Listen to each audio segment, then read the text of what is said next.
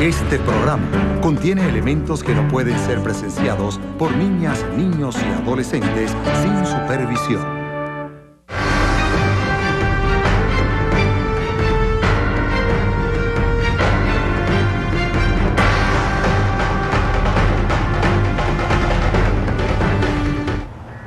¿Para qué se pueden reunir los más grandes magnates del planeta, con los más prominentes exponentes de la nobleza europea y los directores de las más grandes corporaciones transnacionales del planeta, entre las que se encuentran los principales medios de comunicación a nivel global? ¿Pudiéramos estar en presencia de un intento de gobierno corporativo mundial? Hoy, en Modus Operandi, hablaremos sobre el Club de Bilderberg.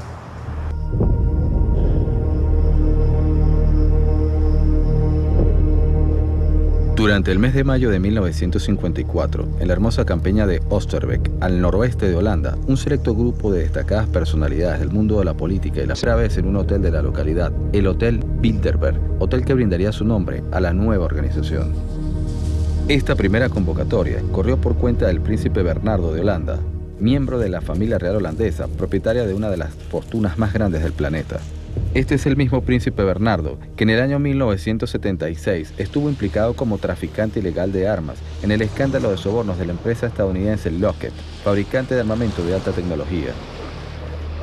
El Club Bilderberg es una expresión de las formas de dominación múltiple que han surgido a nivel del mundo. Realmente Bilderberg surge en el año de 1954 en la ciudad holandesa de Oosterbeek y su nombre se le debe al hotel donde se dio esa primera reunión.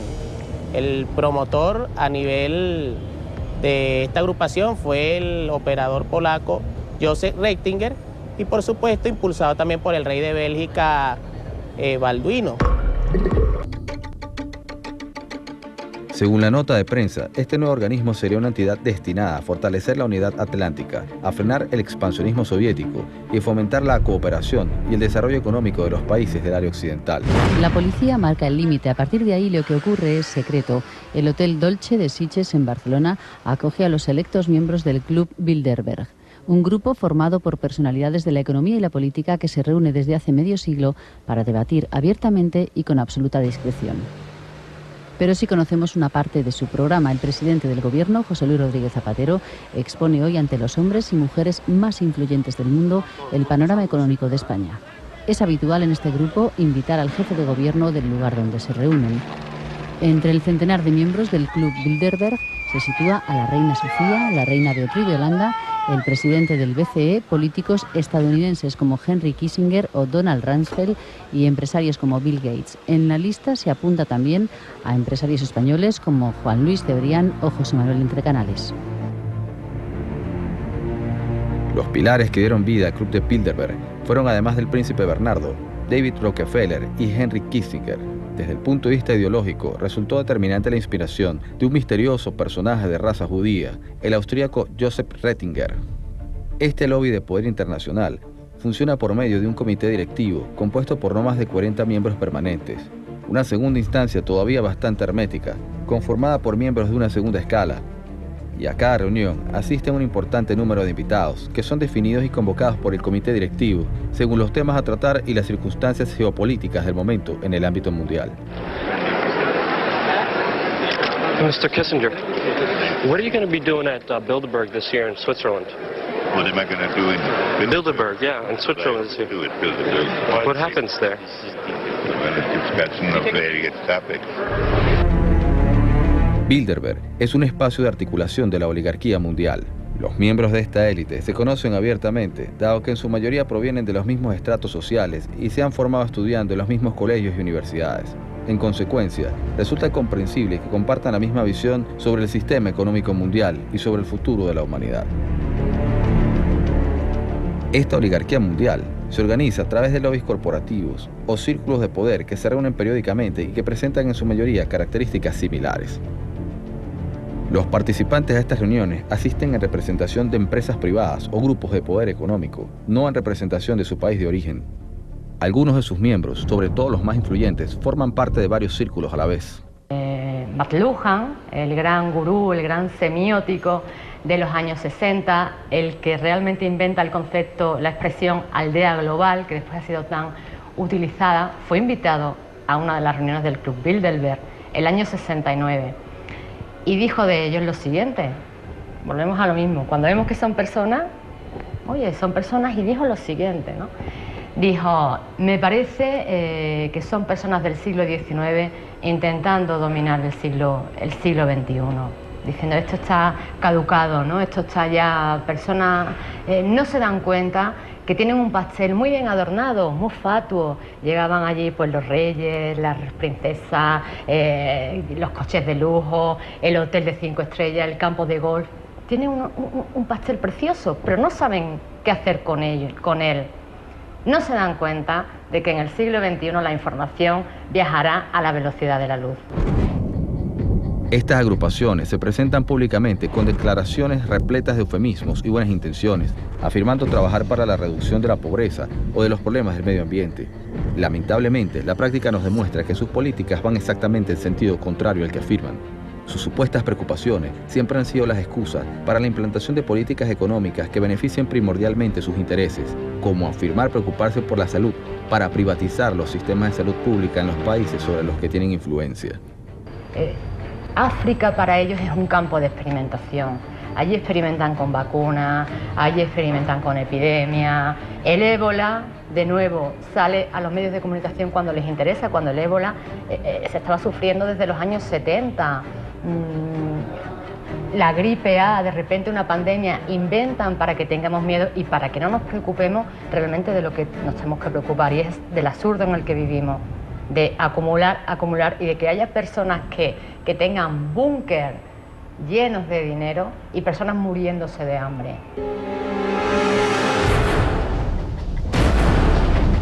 Esta gente nos es presentada a través de los medios de comunicación como grandes filántropos, nobles vanguardistas, que están allí por sus capacidades extraordinarias y quienes solo buscan el beneficio para toda la humanidad. Los movimientos económicos del capital mundial nos demuestran que si realmente esta gente quisiera solucionar problemas como la pobreza o el acceso al agua y a la salud, podrían hacerlo en este mismo momento.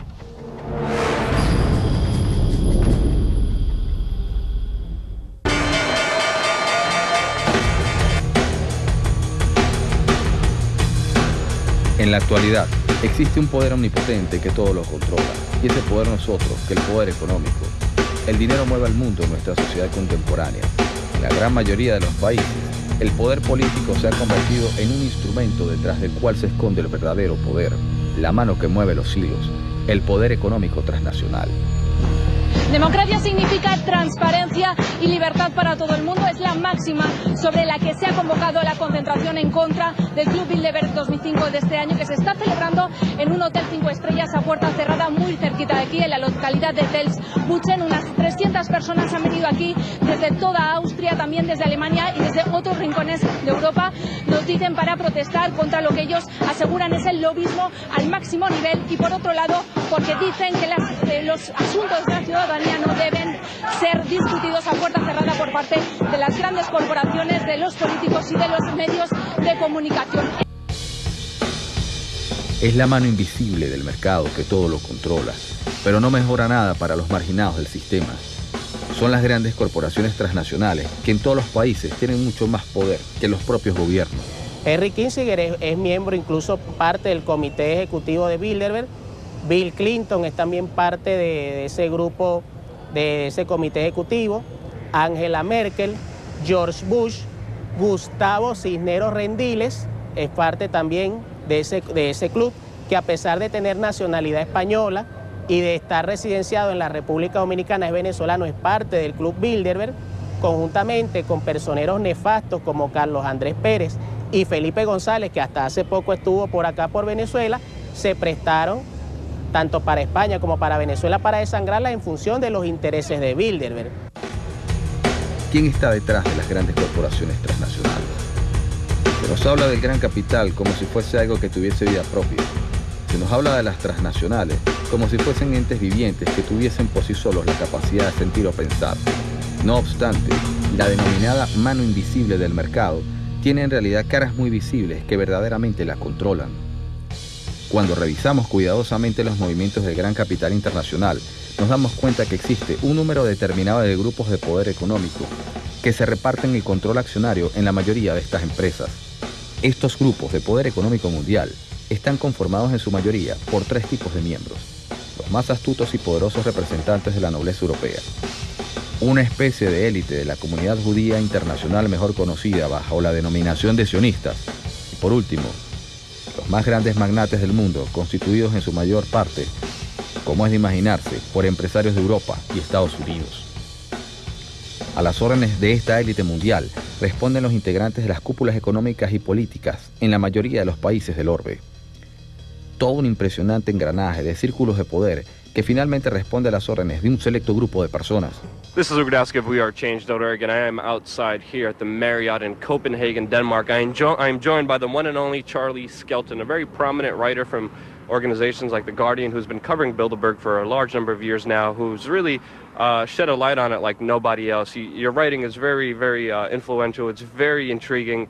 It's written very comedically as well, which I always appreciate, but it's also very true. Now, Charlie, you know, we are here outside at the 2014 Bilderberg meeting. What's different this year?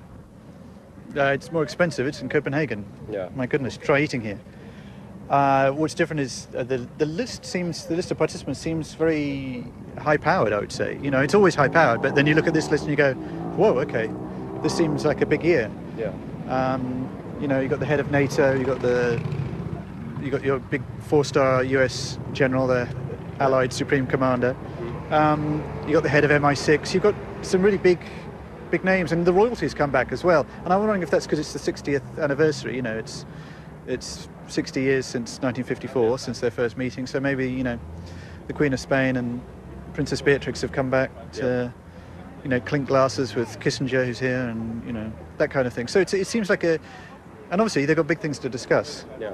You know, a lot of things are happening in this world right now. They kind of released an agenda that they're going to be talking about. What's your take on their agenda that they publicly released? Well, it's interesting. You know, they're talking about intelligence sharing, which is probably why the head of MI6 is here. And, you know, they're talking about, does privacy exist? Which is, you know, quite a good joke from them to ask that. Because you can see that privacy does exist for some people, and, you know, if they could afford it. If they can afford it, if they can pay the local police enough, then yes, privacy does exist. Yes, they will arrest you for asking questions here, as we know. But and, you know, there's obviously people inside this here who know to what extent privacy does or doesn't exist. Yeah. People like, you know, the Eric Schmidt from Google and Reid Hoffman from LinkedIn, and all of the kind of new media guys like Peter Thiel, Facebook board of directors, you know. And yeah, so there's lots of people that can give answers to that question. But you know, I feel uncomfortable when they're discussing that with, you know, massive insurance companies for stuff. Lo más grave es la desigualdad extrema que se produce como consecuencia de las estrategias de la élite para mantener su privilegiada posición. Una desigualdad mundial creciente que ha llegado a los límites de lo insostenible. En la actualidad, las 500 familias más ricas del planeta disfrutan de ingresos anuales superiores a las ganancias de 3.000 millones de personas, es decir, casi la mitad de la humanidad. Estamos en presencia de una reducida minoría que realmente controla el poder en el mundo. Obviamente, quienes controlan los medios de producción y las ganancias generadas por el trabajo de la mayoría de los habitantes del planeta son los únicos con el capital necesario para la instalación y mantenimiento de grandes medios de comunicación masiva. Por mucho que podamos creernos exentos a esta realidad, lo cierto es que toda nuestra concepción del mundo y de la vida es producto inequívoco de 2 factores fundamentales. El primero es el adoctrinamiento cristiano al cual, por vía de las armas y bajo la impositiva dirección de la Iglesia Católica, fue sometida la América Latina y la civilización occidental. El segundo es la programación de patrones de conducta a través de los denominados medios de comunicación masiva, cuyo caso más emblemático es la televisión.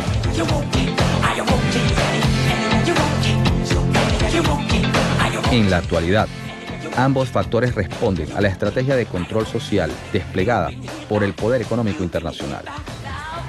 Por mucho que existan gobiernos insurgentes en Sudamérica que hayan instalado medios de comunicación estadales, la oligarquía mundial sigue controlando las grandes cadenas televisivas de alcance mundial, además de los grandes portales de Internet. También la industria cinematográfica hollywoodense y la industria musical. Se trata de la programación cultural de nuestras sociedades. En el capitalismo, los dueños del mundo son los dueños del dinero. Alrededor de 2.000 millardos de dólares circulan a diario como resultado de las transacciones comerciales a nivel mundial, pero de todo ese monto, solo el 5% existe en papel moneda y corresponde a intercambios económicos en el mundo real. El otro 95% existe en el mundo virtual, es decir, en las computadoras de los bancos y los mercados bursátiles, y se multiplica sobre la base de la especulación en el mercado financiero. Es creación de dinero sin generación de riqueza real. Los dueños del mundo son los dueños de los bancos a través de los cuales circula ese dinero. Son también los dueños de las empresas que fabrican las computadoras que guardan información de los bancos y mercados financieros. Y son los dueños de las empresas que diseñan el software que se instalan en las computadoras de los entes financieros para resguardar la información. Nadie puede evitar que diariamente se multipliquen artificialmente su dinero, legitimando su jugada con transacciones especulativas en los mercados internacionales. La cantidad de dinero que circula en estas transacciones ha crecido a tal punto que excede entre 10 y 15 veces el PIB del mundo. Esto garantiza un desastre económico planetario en el marco del sistema capitalista para las próximas décadas. Una persona honesta, que de manera honrada trabaje para darle calidad de vida a su familia, podrá llegar a tener ciertos lujos y beneficios en el marco de nuestra sociedad actual, pero nunca va a poder llegar a tener un nivel de riqueza comparable con el de esta oligarquía mundial, porque no existe forma honesta de llegar a tal nivel de riqueza. No existe otra forma que no sea sobre la mentira y el socavamiento de pueblos enteros. Anualmente, la oligarquía mundial se reúne en un lobby corporativo internacional llamado Club de Bilderberg. Pero existen otros espacios de encuentro para esta élite, espacios como la Comisión Trilateral, el Club de Roma y la Orden de los Skulls and Bones. Obviamente ellos no hacen públicos los temas porque la manera de ellos hacer públicos sus planes y sus proyectos va traducido generalmente en guerra, va traducido generalmente en políticas neoliberales, va traducido generalmente en agresión a ciertos y determinados líderes que no solo a los Estados Unidos, sino a los miembros de este club les puedan resultar incómodos en su afán de dominación del planeta. La Comisión Trilateral nace oficialmente durante el mes de julio de 1973 bajo el auspicio del Chase Manhattan Bank y David Rockefeller. Sin embargo, no fue sino hasta el mes de mayo de 1975 cuando el organismo realizó su primera sesión plenaria. Se calcula que a esta primera sesión asistió el 65% de las más grandes empresas relacionadas al petróleo, acero, motores y medios de comunicación masivos. La Trilateral surge desde el Club de Bilderberg por la necesidad de crear un organismo de articulación entre las élites económicas de Europa y los Estados Unidos con sus similares del Japón y los demás países industrializados del continente asiático. Was later. And then you created the Trilateral Commission, in a sense, to develop relationships with Japan and the rest of the world. I felt very strongly that Japan had become a major power in the world and that we culturally had very few relations with them. It seemed to me that was a mistake. And so I tried first to persuade the Bilderberg group, which you've been to and know, to include Japan. But they turned that down. They thought the relation with Europe was important and stick to it. La Trilateral se organiza bajo un esquema de 3 comités ejecutivos asignados a cada uno de los 3 sectores geográficos a los cuales responde la Comisión, a saber, Norteamérica, Europa y el sector más industrializado del Lejano Oriente, como el Japón y Corea del Sur. Estos comités regionales están supeditados al Comité Directivo Mundial. En la actualidad, el Comité Directivo Mundial es presidido por David Rockefeller. La Orden de los Huesos y Calaveras, o Skulls and Bones. Cuando hablamos de la Orden de los Huesos y Calaveras, o Skulls and Bones, más que de un simple grupo de poder, inevitablemente penetramos en el mundo de las sociedades secretas. La Orden de los Huesos y Calaveras fue registrada oficialmente en el año 1856, bajo el nombre de Asociación Russell. William Russell fue el secretario de guerra del general Grant, comandante de los ejércitos del norte durante la Guerra de Secesión estadounidense, y además llegaría a ser presidente de los Estados Unidos. Skulls and Bones fue también conocida como el capítulo 322 de la Orden de los Iluminados de Baviera, orden que a su vez estaría relacionada con la sociedad de Thule, grupo ocultista al que pertenecieron varios de los principales figuras del régimen nazi, como Adolfo Hitler, Rudolf Hess, Himmler y Goebbels. En el año de 1942, el gobierno de Roosevelt se vio en la necesidad de intervenir la empresa estadounidense UBC, Union Banking Corporation, filial de la Brown Brothers Harriman, bajo el delito de mantener comercio con el enemigo. La UBC gestionaba las operaciones bancarias de Hitler fuera de Alemania y financiaba la industria armamentista alemana a través de las empresas fabricantes de acero. Los principales socios de la UBC eran dos prominentes miembros de las Skulls and Bones, el multimillonario Edgar Roland Harriman y Prescott Bush, abuelo de George Walker Bush, expresidente de los Estados Unidos. Entre otros destacados miembros de la orden podemos citar a Percy Rockefeller, George Bush padre, el único que antes de ser presidente fue director de la CIA, George Walker Bush, expresidente de Estados Unidos, y el actual vicepresidente de los Estados Unidos, John Kerry. La Orden de los Huesos y Calaveras tiene su sede en Yale y está conformada por un selecto grupo de familias de la élite política y económica estadounidense. El Consejo de Relaciones Exteriores, o CFR, fue fundado en el año 1920 y está dividido en dos secciones, a saber, el ala británica, o Consejo Real de Relaciones Exteriores, y el ala estadounidense, conocida como Consejo de Relaciones Exteriores, o CFR, por sus siglas en inglés. Desde su origen, el CFR ha sido uno de los más eficaces motorizadores de las estrategias geopolíticas de la oligarquía occidental. La Organización de las Naciones Unidas es una creación del CFR, diseñada durante el transcurso de la Segunda Guerra Mundial. Desde los ideólogos que concibieron y desarrollaron el proyecto, hasta los abogados que redactaron el acta constitutiva, en su mayoría estaban vinculados al CFR. De hecho, el edificio sede de la Organización de las Naciones Unidas fue construido en un terreno propiedad de la familia Rockefeller.